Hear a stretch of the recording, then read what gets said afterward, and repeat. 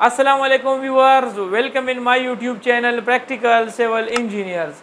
Viewers, आज की इस वीडियो में मैं आप लोगों को एक इंतहाई इम्पोर्टेंट चीज़ के बारे में बताऊंगा, जिस तरह आप लोगों को टाइटल से पता चल जाएगा। यानी अगर आप लोग किसी भी साइज़ का आप लोग लंटर डालना चाह रहे हैं या आप लोग स्लेब डालना चाह रहे हैं, मुझसे लोग बार बार यही सवाल पूछते हैं। किसी की लंटर का, किसी के स्लेब का साइज़ 30 बाई 30 होता है, किसी का 40 बाई 50 होता है, 30 बाई 60 होता है कि हमारा इतना स्लेब है, उसकी हम सीमेंट किस तरह निकालेंगे, हम सैंड किस तरह निकालेंगे और हम एग्रीगेट वगैरह किस तरह निकालेंगे।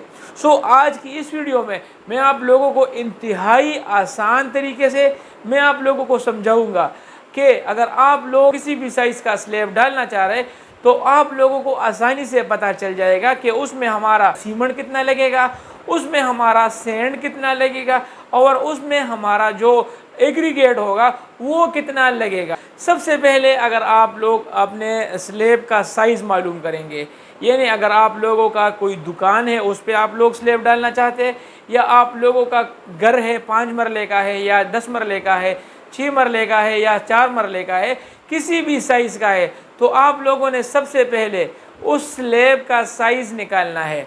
मिसाल के तौर पर यहाँ पर आप लोग चेक कर सकते हैं, मैंने एक एग्जाम्पल के थ्रू आप लोगों को समझाना है।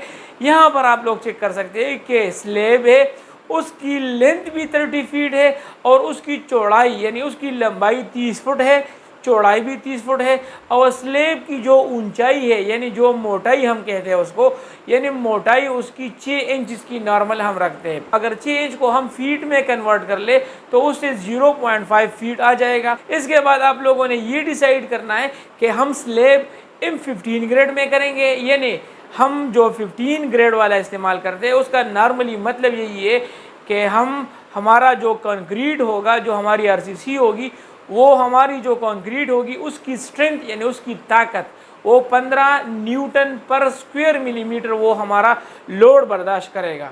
तो इसी हिसाब से हम M15, M20, M25, अगर 20 है तो वो 20 न्यूटन पर स्क्वायर मिलीमीटर बर्दाश्त करता है। अगर M25 है, जितना उसका नंबर बढ़ता जाएगा उतना ही वो ज़्यादा ताकत वाला होगा और उसमें सीमेंट की क्वांटिटी उतनी ही ज़्यादा इस्तेमाल होगी। तो यहाँ पर हम M15 ग्रेड वाला सीमेंट इस्तेमाल करेंगे। M15 ग्रेड का नॉर्मली मतलब यही है कि आप लोगों का जो उसमें सीमेंट इस्तेमाल हो रहा है, उसमें सैंड इस्तेमाल हो रहा है, उसमें क्रश इस्तेमाल हो रहा है, उसका एक खास रेशो होगा। यानी मिसाल के तौर पर M15 में हमारा एक जब सीमेंट का होता है तो उसमें हम 2 रेत डालते हैं और उसमें 4 हम एग्रीगेट्स डालते हैं, यानी M15 नॉर्मली हम 1, 2, 4 को कहते हैं। अभी आते हैं एग्जाम्पल की तरफ। सबसे पहले आप लोगों ने अपने स्लेब का वॉल्यूम निकालना है। वॉल्यूम आप किस तरह निकालेंगे? लंबाई ज़रब चौड़ाई ज़रब उसकी मोटाई होगी। यानी मिसाल के तौर पर हमारी लंबाई भी 30 फुट है, हमारी चौड़ाई भी 30 फुट की है और उसकी जो स्लेब की मोटाई है वो 6 इंच की है, यानी 0.5 की है।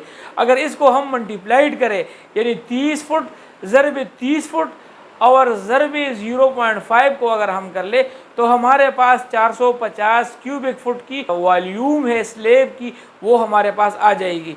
अभी आपके स्लेब का अपना साइज़ होगा, यानी अगर आप लोग 30 बाई 60 का कर रहे हैं तो आप लोग 30 ज़रब 60 करें और उसको उसकी मोटाई में लंटर की जितनी आप मोटाई रखना चाहते उसकी मोटाई को आप लोग फिट में कन्वर्ट करें, उसके साथ आप लोग ज़रब दे तो आपका वॉल्यूम आ जाएगा।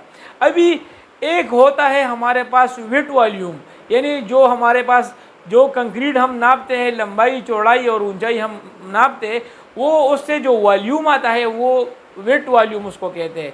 अभी इस वॉल्यूम को अगर हम ड्राई में कन्वर्ट करना चाहते हैं तो हम क्या करेंगे? इस विड्थ वॉल्यूम को हम मल्टीप्लाइड करेंगे 1.54 के साथ। तो 1.54 के साथ अगर हम इसको मल्टीप्लाइड करेंगे तो इसकी वॉल्यूम बढ़ जाएगी, यानी 450 क्यूबिक फुट इसकी वेट वॉल्यूम है। जब इसको हम 1.5 में ज़रम देंगे तो हमारी जो ड्राई वॉल्यूम आएगी वो 693 क्यूबिक फुट हमारी ड्राई वॉल्यूम आ जाएगी। अभी आते हैं सीमेंट की तरफ। अभी हमारे पास ड्राई वॉल्यूम आ गया, यानी वेट वॉल्यूम को आपने ड्राई में कन्वर्ट करना है। ये फिगर आपके पास जब आ जाए, ये वॉल्यूम जब आपके पास आ जाए, इससे आप लोग अभी सीमेंट भी निकाल सकते हैं, आप लोग सैंड भी निकाल सकते हैं और क्रश भी निकाल सकते हैं।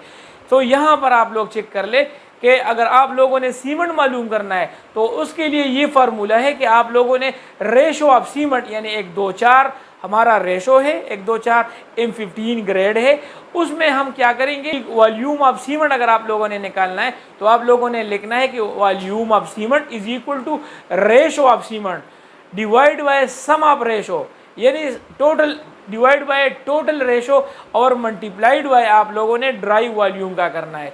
अभी यहाँ पर अगर मैं आप लोगों को समझाऊँ तो आप लोगों का सीमेंट का रेशो क्या है, 1 है, सीमेंट 1:4 है, 1:2:4 है, तो 1 आप लोगों का सीमेंट होगा। तो आप लोगों ने ऊपर 1 पुट करना है, नीचे आप लोगों ने टोटल रेशो जमा करना है।